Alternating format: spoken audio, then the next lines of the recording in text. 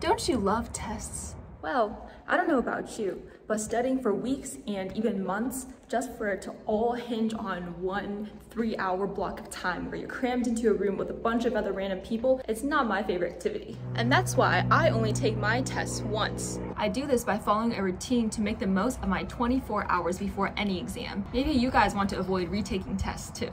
You have come to the right place because I am going to tell you what things you should do and what I did to get a good score on big exams. This means mainly things like the ACT, SAT, or GMAT. As far as credentials and why you should even listen to me, I got these scores all on my first try. Okay, let's just jump right in. What you should do the day before is review your approach to the past problems, which means especially those mock exams. I'm assuming you guys have done some already. If you haven't, the day of is not a good idea, but review what you have done. Especially review the problems that you've missed. Again, I emphasize how important it is to know what you're bad at, because only by knowing that will you get those easy points or problems that you would have missed.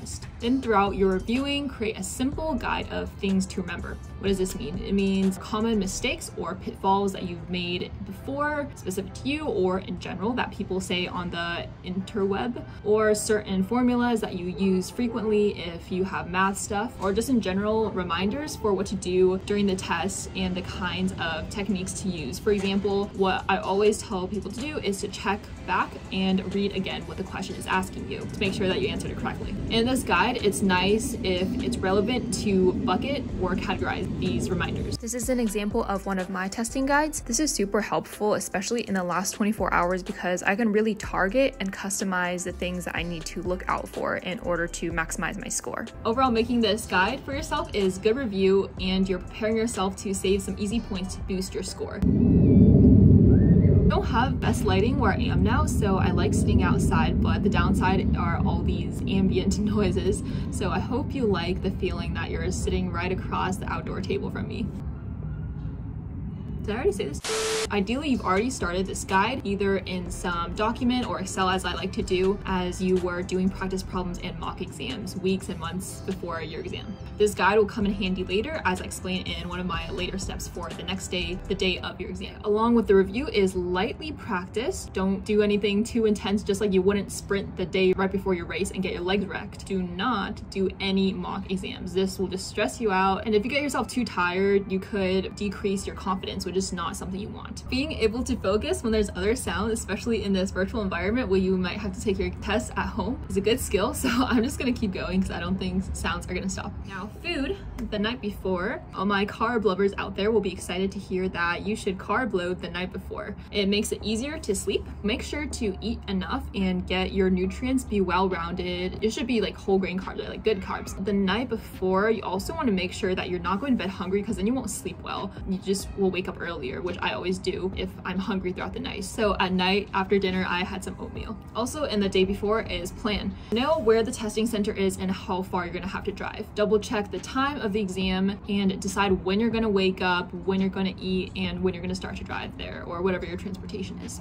Along with this is to prepare your testing materials. Once you figure out what you have to bring, then get together a bag of your ID, any paperwork you need, pencils, calculator, and a wristwatch, which I always use because you never know about whether you can easily see the clock depending on what kind of exam and where it is. Water and snacks, gotta hydrate. Winding down into preparing your mind in a different way is to take the night off, do something fun or relaxing. Essentially, you just want to take your brain off of the stress of this big exam, because you've already done the bulk of what you can the many weeks before, and just trust that all of that hard work has already paid off, and it will pay off, because cramming the night before will not get you anywhere. Calm your mind and don't do anything work related at least an hour before going to bed. Okay, now it's sleep time. Make sure to get enough sleep, whether that means for you it's 8 hours or 9, just allocate that time appropriately. What's really helpful too is that like the days before, like I know this video says 24 hours before, but like the days before you should already be kind of in that consistent sleep schedule, such that it's just like better on your body and circadian rhythms. Next day, the big day, give yourself some time in the morning. So wake up as early as possible such that you can get like all the stuff you need done and not be in a rush. So that means eat, maybe review review quickly, and then drive. Okay, breakfast, more stuff about food, exciting.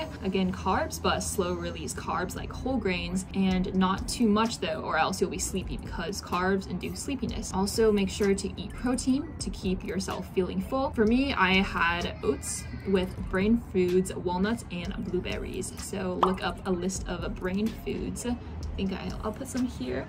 In addition to eating, you also have to drink. Wow, stay hydrated, but not too much. What I do is drink green tea, so I kind of have an energy boost. If coffee is your jam, then go with that. But yeah, you don't want to drink too much because you don't want to have to go to the bathroom halfway. Like, that's pretty stressful. Like, either you'll just feel really uncomfortable or you'll waste some time. Before you take off, make sure you give yourself enough time to do this thoroughly. You should review that guide that you've made. This will get your mind kind of like in a warm-up mode where you're refreshed on the kinds of things that you should do on the test, again, to minimize any mistakes and to give yourself reminders of the things that typically come up and to score back those easy points. Okay, next I would say relax and stay calm. Remember, you've already worked hard and you're very smart, so have that confident attitude. One more thing that I forgot to mention as a specified step is kind of a mindset thing.